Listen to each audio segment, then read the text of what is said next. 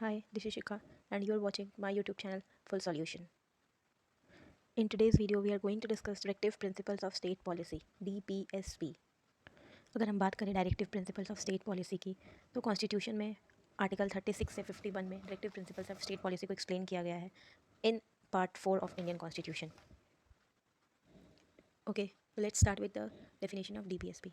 It states, Part 4 of Indian Constitution contains directive principle of state policy, which extends from Article 36 to 51.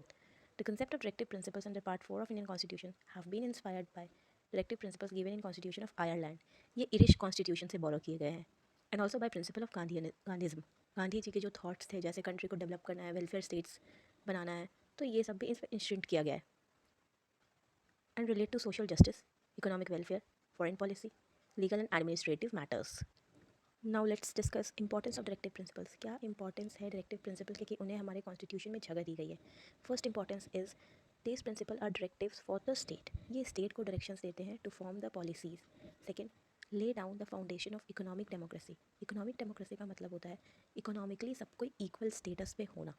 It means equal opportunities मिलना उनको job के लिए, gender equality होना, equal pay, equal wages, this type of things. Third is these are measuring roads to judge the achievements of the government. Government ने क्या क्या achieve किया आज तक, किस टाइप की सोसाइटी वो बनाना चाहते थे और आज किस टाइप की सोसाइटी बनी है, इसका ये मेजरमेंट है. Number 4 is to establish a welfare state which thinks about the welfare of every section of society. Next number 5, these are fundamental in governance of the country. किसी भी गवर्नमेंट को सुशासन करने के लिए किसी भी कंट्री में कुछ प्रिंसिपल्स फॉलो करने होते हैं. डायरेक्टिव प्रिंसिपल्स किसी भी कंट्री में सुशासन लाने का काम करता है, गुड गवर्नेंस का काम करता है. Next is these principle supplement fundamental right guiding principles for court. अब हमारे पास सिर्फ 6 फंडामेंटल राइट्स हैं. वो फंडामेंटल राइट्स इनफ नहीं है किसी भी इंडिविजुअल को एक बेटर लाइफ देने के लिए. दैट इज़ वाई DPSP उन्हें सप्लीमेंट करती है. Next is they bring stability and continuity in state policies. State की जो पॉलिसीज़ है वो स्टेबल हो, वो कंटिन्यू बनती रहे, एडवांसमेंट होता रहे उन पॉलिसीज़ में, ये इंश्योर करता है DPSP. And last is educative value of directive principles. Directive principles educative value provide करता है to the government, to the citizens and to the foreign nations also.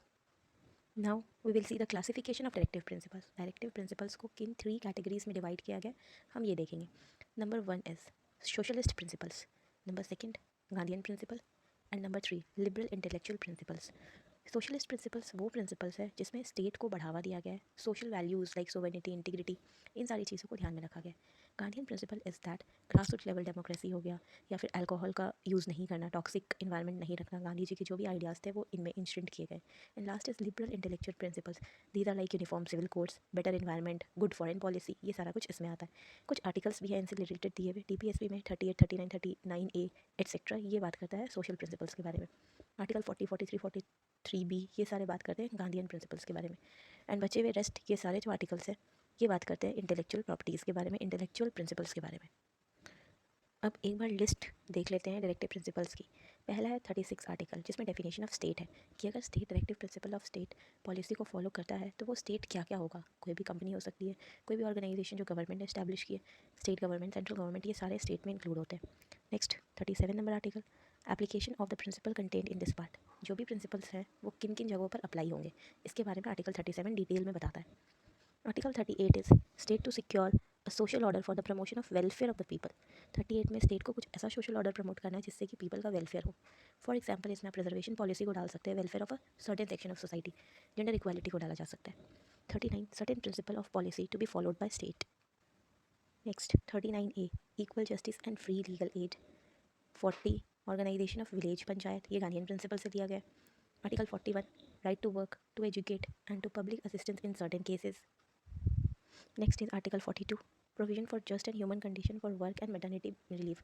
जो भी फैक्ट्री में काम हो रहा है या कहीं पे भी वर्किंग कंडीशन बहुत साउंड होना चाहिए. Next article 43 says living wages for the workers, मतलब proper wages should be given to every worker. And 43 का ए बोलता है participation of worker in management of industries. 43B says that promotion of cooperative societies. 44 uniform civil code for the citizen. ये important है क्योंकि अब uniform civil code आने के chances हैं. Next 45 provision for early childhood care and education to children below the age of 6 years. 6 years के नीचे जितने भी बच्चे हैं उनको एजुकेशन मिलनी चाहिए. Next article 46 promotion of educational and economic interest of schedule caste, schedule tribes and other weaker sections.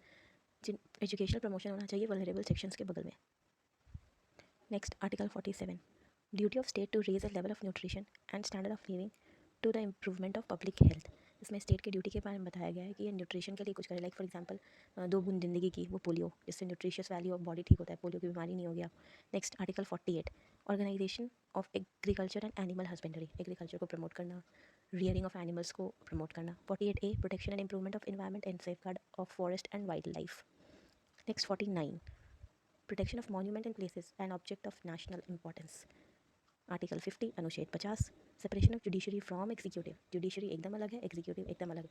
Judiciary's में हायरार्की ऑफ कोर्ट्स आते हैं, like supreme court, high court, district court, and executive में आती है आपकी government जो policies को implement करती है। And last directive principle is promotion of international peace and security, हम ऐसी पॉलिसीज़ बनाएं जिससे दूसरे कंट्रीज़ के साथ हमारे रिलेशन अच्छे हों, ग्लोबल पीस का प्रसार हो। Guys don't be confuse by these, ये शॉर्टकट्स मैंने अपने खुद के लिए लिखे थे कभी। That's all about directive principles of state policy. एक चीज़ और, fundamental right and directive principle में क्या डिफरेंस है? Fundamental right is enforceable by court of law, जैसे ही कोई राइट फंडामेंटल राइट में इंक्लूड होता है वो ऑटोमेटिकली इन्फोर्समेंट उसका कोर्ट करती है। और directive principle of state policy enforceable by court of law नहीं है। कोई भी ऐसे आर्टिकल जिसमें जो directive principle of state policy में, ज़रूरी नहीं है कि आप उसके लिए कोर्ट जा सकते हैं। गवर्नमेंट को इसे लागू करने के लिए स्पेशल लॉज बनाने पड़ते हैं, पर फंडामेंटल राइट के साथ ऐसा नहीं है, उसे इम्प्लीमेंट करने के लिए कोई भी लॉ बनाने की ज़रूरत नहीं है। Let us start our next topic, that is PRI, Panchayati Raj system in India. India में पंचायत का कॉन्सेप्ट बहुत पुराना है। जब भी कोई प्रॉब्लम होती है कहीं भी, तुरंत लोग आ जाते हैं उसे सॉल्व करने के लिए। इनिशियल टाइम में भी जब वेद पुराण्स होते थे, तभी भी हम लोग, जब गांव में प्रॉब्लम्स होती थी तो एक बड़े इंसान के पास, जिसके पास बहुत नॉलेज है, लोग पहुंचते थे, अपने प्रॉब्लम्स को डिस्कस करते थे, और वो इंडिविजुअल जो भी सॉल्यूशन देता था उसे एक्सेप्ट करते थे। तो panchayat system of India is very old. Here we can see that panchayati raj in India has a chequered history of पंचायती राज, मतलब बहुत पुरानी हिस्ट्री है। Starting from a self-sufficient and self-governing villages, communities surviving the rise and fall of empire, to the modern legalized institution of governance provide with constitutional support. Panchayati Raj system जो India का है वो कब से चला आ रहा है? राजा महाराजा की टाइम बीत गई, ब्रिटिशर्स का टाइम बीत गया, और अब लीगलाइज सिस्टम है, तभी पंचायती राज उतना ही इंपॉर्टेंट है जितना पहले हुआ करता था। During Rig Veda the self governing bodies called सभा एक्सिस्ट, बस नाम अलग अलग थे। उस टाइम पे पंचायत को सभा बोलते थे। अगर हम पंचायती राज की ऑफिशियल हिस्ट्री के बारे में बात करें तो हम बात कर सकते हैं 1982 की, जब लॉर्ड रिपन ने सेल्फ गवर्नमेंट को इस्टेब्लिश किया था। लॉर्ड रिपन को father of self government in India भी कहा जाता है। Next we can talk about Panchayati Raj system, जैसे पंचायत का मतलब विलेज काउंसिल होता है, रूल का मतलब राज, जिसका मतलब है डिसेंट्रलाइजेशन ऑफ पावर। पावर किसी एक सेंट्रल अथॉरिटी के हाथ में ना होकर डिवाइडेड रहता है to the grass root. Next we can talk Mahatma Gandhi and his followers advocated Panchayati Raj as the foundation of India's political system. Mahatma Gandhi was a strong supporter of Panchayati Raj system. उनके लिए वेलफेयर सोसाइटी का मतलब यही था, जब पीपल खुद को गवर्न करना शुरू करेंगे। पंचायती राज सिस्टम में बहुत हद तक पीपल अपनी कम्युनिटी को खुद गवर्न करते हैं। अब हम बात करते हैं कि इवोल्यूशन ऑफ पंचायत की, जो आज प्रेजेंट फॉर्म में पंचायती सिस्टम है वो कैसे इवॉल्व हुआ। बहुत सारी कमेटियाँ बनाई गई इसके लिए, Balwant Rai Mehta committee, Ashok Mehta, G V K Rao committee and LM Singhvi committee. इन सब ने अलग अलग रिकमेंडेशंस दिए थे, पर आज जो हम फॉलो करते हैं वो बलवंत राय मेहता कमेटी के रिकमेंडेशंस को फॉलो करते हैं। सो 1994 में पंचायती राज एक्ट आया था, जब पंचायत को कॉन्स्टिट्यूशनलाइज किया गया था, संविधान में इसे जगह दी गई थी। इसके अलग अलग लेवल है जो आज हम फॉलो करते हैं। सबसे ऊपर है, हाईएस्ट है जिला परिषद, जिसे डिस्ट्रिक्ट लेवल पे होता है। नेक्स्ट इज आंचलिक पंचायत, ब्लॉक लेवल पे। नेक्स्ट गांव पंचायत, विलेज लेवल पे। और सबसे नीचे जो लेवल है वो है ग्राम सभा, जिसमें गांव के सारे 18 साल के लोग रहते हैं, और इसमें जो भी हेड होते हैं जैसे सरपंच एंड पंच, वो फैसला लेते हैं। So this is the 3-tier system of Panchayati Raj institution in India: at district level, Jila Parishad; at block level, Panchayat Samiti; and at village level, Gram Panchayats we have. Now let us talk about the PESA Act, Panchayat Extension to Schedule Area Act. अभी भी पंचायती Raj system जो actual form में exist करता है बहुत सारे जगहों पे वैलिड नहीं है। वो ये जगह है जहाँ पे शेड्यूल्ड कम्युनिटीज़ रहती है, जिनका अपना कल्चर होता है, जो अपने कस्टम्स फॉलो करते हैं। उनके कल्चर को बचाने के लिए, because India is a diverse country and unity is diversity, so उनके कल्चर को बचाने के लिए पेसा एक्ट लाया गया, जिसमें पंचायत के प्रोविजंस कुछ मॉडिफिकेशन के साथ उन कम्युनिटीज़ के एरिया में लागू किए जाते हैं। सी, पेसा एक्ट एम्पावर्स द ग्राम सभा with the right of safe guard and preserve the tribal culture heritage. Tribal culture को बचाने के लिए, उनके हेरिटेज को, लैंग्वेज को, कस्टम्स को प्रिजर्व करने के लिए ग्राम सभा कुछ मॉडिफिकेशन कर सकती है पंचायत के रूल्स में। So here given some important feature of PESA act. Number 1, Gram Sabha approve the plan, programme and project. जो भी प्रोग्राम इंप्लीमेंट होना है, जो भी प्रोजेक्ट उस गांव में आना है, उसे ग्राम सभा पहले अप्रूव करेगी कि ये वहाँ की कम्युनिटी को सूट करेगा या नहीं। Number 2, Gram Sabha is competent to safeguard and preserve the tradition and custom and cultural identity. Number 3, Gram Sabha identifies the beneficiary. अब उस गांव में क्या जाना है, किन को जाना है, ये ग्राम सभा आइडेंटिफाई करेगी। Gram Sabha is endowed with ownership of MFP. MFP here stands for minor forest products, क्योंकि ट्राइबल कल्चर है कि उनका रोजगार, उनकी घर गृहस्थी फॉरेस्ट प्रोडक्ट्स को कलेक्ट करके चलती है, वो फॉरेस्ट से कनेक्टेड होते हैं, नेचर से कनेक्टेड होते हैं। Next is approval of utilisation certificates in gram sabha, reservation of seats, and last gram sabha और PAL is consulted for land acquisition, management of minor waste water bodies, grant of license or mining lease, prohibition regulation of the sale and consumption of any intoxicant, power to prevent alienation of land, managing village market and other। इसका ये मतलब है कि अगर मान लेते हैं कहीं पे माइनिंग करनी है, कोयला है किसी गांव में, वो शेड्यूल एरिया में आता है, वहाँ पे आपको माइनिंग करनी है, तो ग्राम सभा से परमिशन लेना होगा, क्योंकि आपको लैंड को एक्वायर करना है। और ये हम डिस्कस कर चुके हैं ट्राइबल पीपल के लिए लैंड कितनी इंपॉर्टेंट होती है। And that's how Panchayati Raj system of India works. किसी को भी माइनॉरिटी नहीं फील कराना है, चाहे वो अलग कस्टम के हो, वो अलग ट्रेडिशन के हो, सबके साथ गवर्नमेंट रहती है, सबके लिए गवर्नमेंट पॉलिसीज फॉर्म करती है, जस्ट वो कुछ मॉडिफिकेशंस के साथ इंप्लीमेंट की जाती है उन एरियाज़ में जहाँ शेड्यूल कास्ट या शेड्यूल ट्राइब्स रहते हैं या कोई डिफरेंट कस्टम्स को मानने वाले लोग रहते हैं।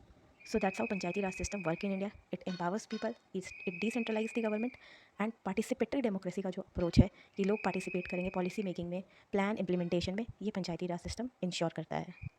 आई होप आपको वीडियो क्लियर हुई होगी। Thank you.